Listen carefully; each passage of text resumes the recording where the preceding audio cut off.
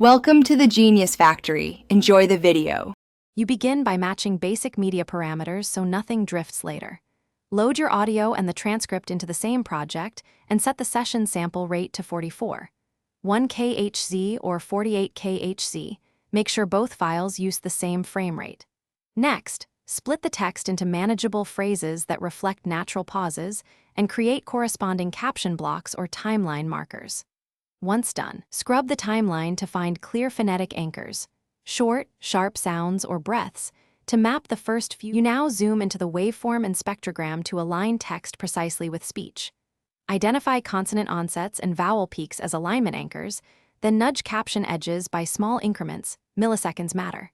When text runs long, trim or split phrases rather than speeding speech. Conversely, expand display time when the listener needs more reading room. Make frequent /B checks. Play a short segment, watch lips or waveform, then adjust by 1 to a few frames until timing feels natural and readable. You finish by exporting captions and testing playback across devices and speeds to verify readability. If you detect drift, immediately confirm sample rate and frame rate consistency. Re-import the audio if needed and apply non-pitch time stretch to realign long sections. For stubborn misalignment, apply a global time offset or resegment affected ranges. Make sure to save iteration files and note any manual offsets you used, because that documentation speeds fixes later and prevents rework if playback environments differ.